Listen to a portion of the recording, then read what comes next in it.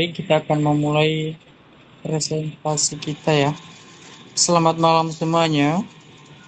Pada kesempatan ini di malam hari, kami dari kelompok 1 kelas 63107 program studi akuntansi kampus Kramat 98 akan melakukan Zoom meeting membahas mengenai perilaku konsumen dan produsen untuk memenuhi syarat ujian akhir semester mata kuliah ekonomi mikro yang diampu oleh Pak Didin Solehudin. Dan sebelumnya izinkan kami memperkenalkan diri. Saya atas nama Ondas Aziz Baru dengan NIM 63251291 dan kepada teman kami mohon diperkenalkan diri mulai dari eh, yang membahas materi pertama. Perkenalkan, nama saya Alia Dini dengan NIM 63251364. Nama saya Laika Aila Al-Gofur dengan NIM 63251323. Perkenalkan, nama saya Miftah Fatihulisa dengan NIM 632512627. Nah, kelompok kami ada 5 orang dan yang satunya lagi ada kendala dan kami akan mau membahas materi. Dan yang membahas materi pertama kepada Kak Alia dipersilakan.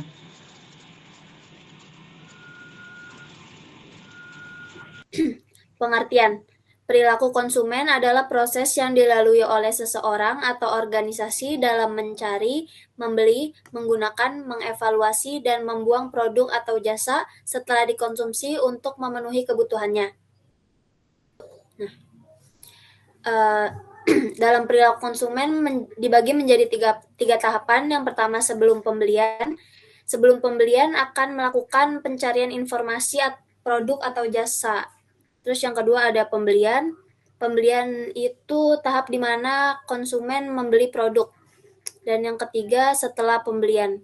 Pada tahap setelah pembelian, konsumen melakukan konsumsi atau penggunaan produk, mengevaluasi kinerja produk, dan akhirnya membuang produk setelah digunakan. Next. Konsumen dan konsumsi. Konsumen dapat merupakan seorang individu atau organisasi. Mereka memiliki peran yang berbeda dalam perilaku konsumsi. Mereka mungkin berperan sebagai initiator, influencer, buyer, atau user.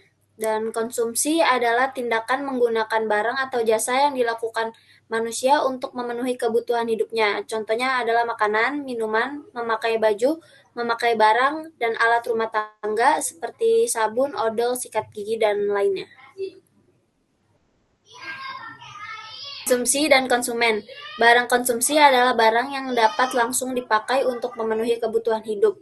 Orang yang mengkonsumsi barang atau jasa disebut konsumen. Konsumen merupakan individu yang melakukan kegiatan menghabiskan atau mengurangi nilai guna suatu produk baik secara langsung maupun tidak langsung.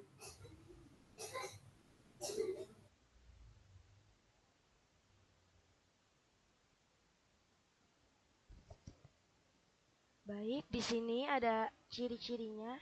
Yang pertama itu ada barang yang dikonsumsi merupakan buatan manusia, seperti makanan, minuman, pakaian, sepeda motor, dan mobil. 2.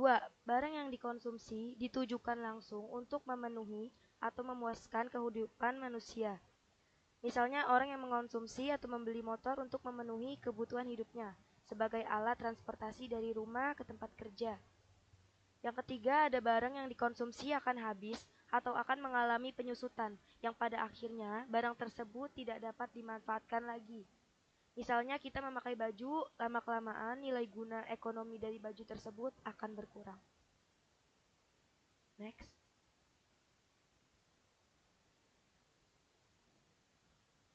Ada faktor-faktor yang mempengaruhi tingkat konsumsi. Yang pertama ada pendapatan. Semakin besar pendapatan, maka akan semakin tinggi tingkat konsumsi. Apabila pendapatannya meningkat, jumlah barang yang dikonsumsi pun semakin banyak dari sebelumnya.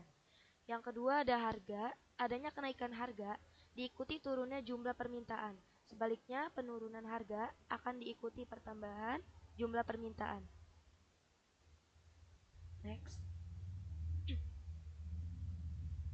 Yang ketiga ada selera. Berapapun harga barang yang diturunkan, tetapi jika konsumen tidak memiliki selera untuk menggunakan barang tertentu, maka tidak terjadi permintaan terhadap barang tersebut.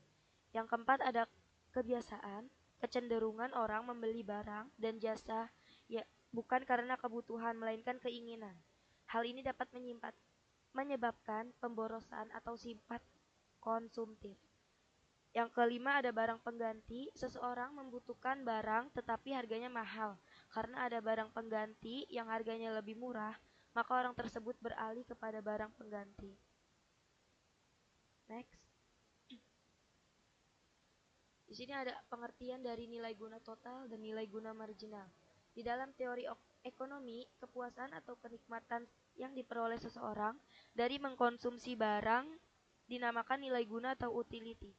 Dan kepuasan yang semakin tinggi, maka makin tinggilah nilai gunanya atau utility-nya.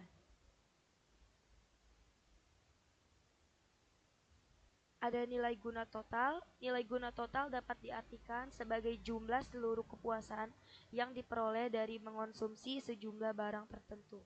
Dan ada nilai guna marginal, berarti penambahan atau pengurangan kepuasan sebagai akibat dan pertambahan atau pengurangan penggunaan satu barang tertentu.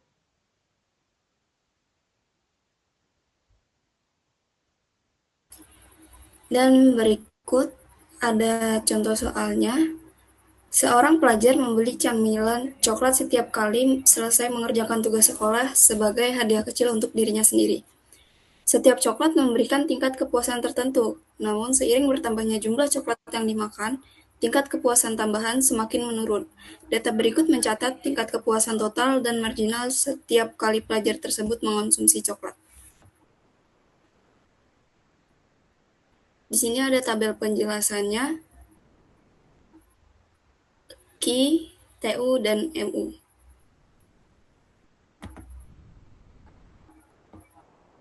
Untuk unit ke-1, orang tersebut sangat menikmati coklat pertamanya karena ia merasa lapar dan stres setelah belajar.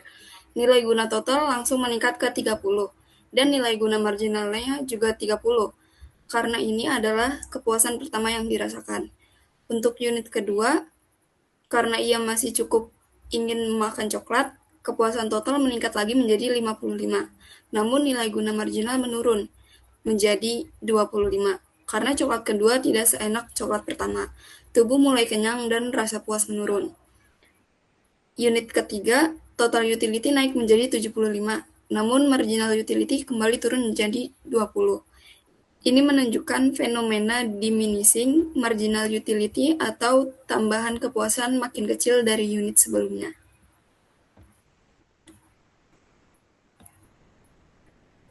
Unit keempat, total utility naik ke 88, namun marginal utility tinggal 13. Pada titik ini, rasa kenyang makin terasa dan otak sudah tidak bisa merespon rasa coklat tidak sebaik sebelumnya. Unit kelima, total utility masih naik menjadi 94, tapi marginal utility tinggal 6 saja. Artinya hampir tidak ada kenaikan kepuasan. Ini mendekati titik jenuh.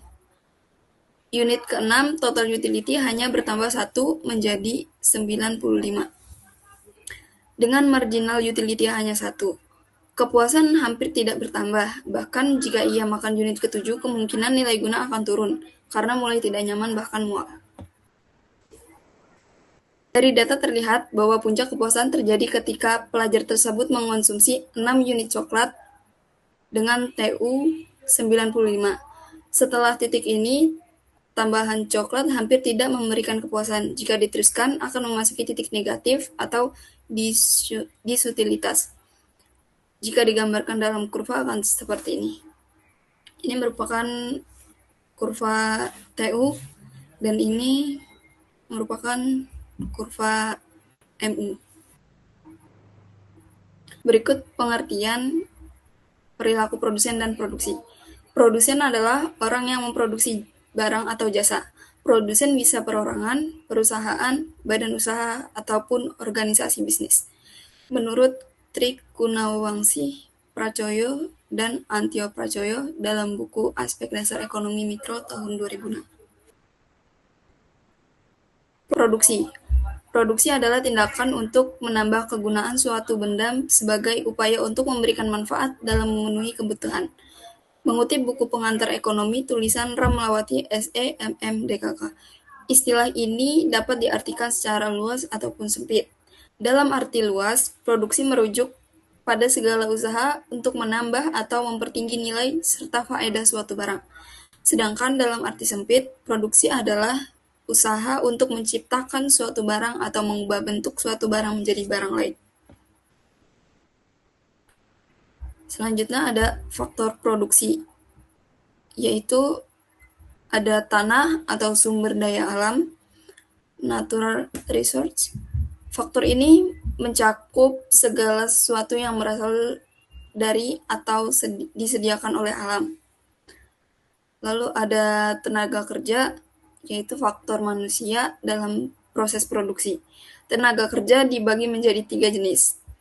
Tenaga kerja terdidik, tenaga kerja terampil, tenaga kerja tidak terdidik dan tidak terlatih.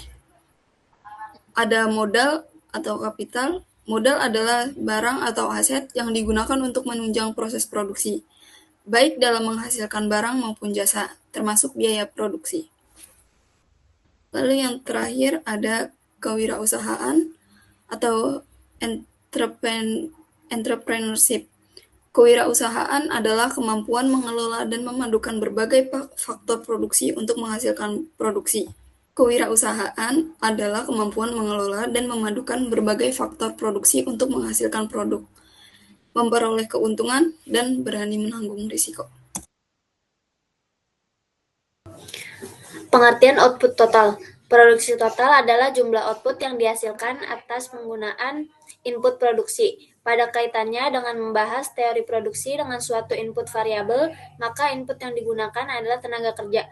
Sehingga produksi total atau total production dalam pembahasan adalah jumlah output, barang atau jasa yang dihasilkan dari penggunaan tenaga kerja.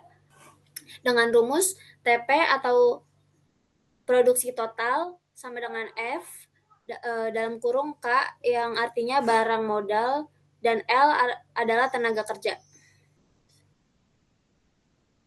Selanjutnya output marginal. Produksi marginal adalah tambahan output yang dihasilkan karena menambahkan suatu unit faktor produksi. Jadi yang perlu diingat bahwa produksi marginal adalah melihat besarnya tambahan output atau perubahan output setelah menambah satu tenaga kerja. Dalam kasus ini, faktor produksi yang digunakan yaitu tenaga kerja. Asumsi yang digunakan yaitu ceteris variabus. Dengan demikian, kita mengasumsikan bahwa dengan hanya tenaga kerja saja yang mempengaruhi output yang diproduksi. Ditulis dengan rumus MP sama dengan TP sama dengan turunan TP dan turunan L. Notes pada rumus di atas digambarkan bahwa produksi marginal merupakan turunan pertama dari fungsi produksi total. Baik, saya akan melanjutkan tentang contoh. Seorang pemilik usaha roti rumahan ingin meningkatkan produksi roti manisnya. Ia menambahkan jumlah pekerja dari waktu ke waktu untuk melihat bagaimana perubahan produktivitas dan output bergantung pada tenaga kerja yang digunakan. Tabel di bawah ini mencatat perubahan jumlah tenaga kerja atau yang disebut L dan output total yang disebut TP dan output marginal yang disebut MP yang diperoleh. Dan di sini ada tabel pertama L, kedua TP, yang ketiga MP. Di sini ada 4 tenaga kerja yang sudah dia pekerjakan. Yang pertama, pemilih mempekerjakan satu karyawan, mesin belum tentu digunakan optimal, tapi produksi tetap berjalan. Output total 50 roti, output marginal 50 karena tenaga kerja pertama menghasilkan seluruh output. Dan tenaga kerja kedua, produksi naik cukup besar menghasilkan TP 110, output marginal 60. Dihitung dari selisih 110 dikurang 50. Ini berarti karyawan kedua membuat proses produksi produksi berjalan lebih cepat dan efisien karena pembagian tugas makin baik. Dan yang ketiga, output terus meningkat, menghasilkan TP 165, namun tambahan output mulai sedikit menurun. MP cuma 55. Fenomena ini menunjukkan prinsip law of diminishing marginal returns. Semakin banyak tenaga kerja, tambahan output makin kecil karena ruang kerja terbatas. Next. Dan yang keempat, TP masih naik 200 tapi MP turun tajam menjadi 35. Ini tanda area produksi mulai penuh, pekerja harus berbagi alat, bergerak lebih lambat, dan koordinasi makin sulit. Dan yang kelima, TP meningkatkan sedikit 215, MP hanya 15. Sistem mudah mendekati titik jenuh, penambahan tenaga kerja sudah tidak banyak menambah hasil. Dan yang keenam, output total malah turun ke 210. MP menjadi negatif kurang dari 5. Ini artinya terlalu banyak tenaga kerja justru menghambat produksi kerja yang menghalangi mesin tidak cukup dan proses tidak efisien. Dan di tabel bisa dilihat penurunannya. Dan di sini juga ada kurva. Titik puncak produksi terjadi pada karyawan kelima dengan output total 215 roti. Setelah itu efisiensi menurun. L5 menghasilkan TP maksimal 215, MP cuma 15.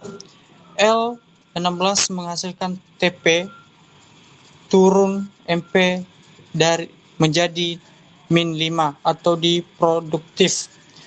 Itu berarti menambahkan tenaga kerja setelah titik ini justru merugikan usaha. Dan di tabel ini di atas ada TP sama tabel MP. Baik, pembahasan kami cuma sampai di sini. Jika ada kesilapan dari kami mohon untuk dimaafkan. Semoga tugas kelompok kami ini dapat menghasilkan nilai yang bagus.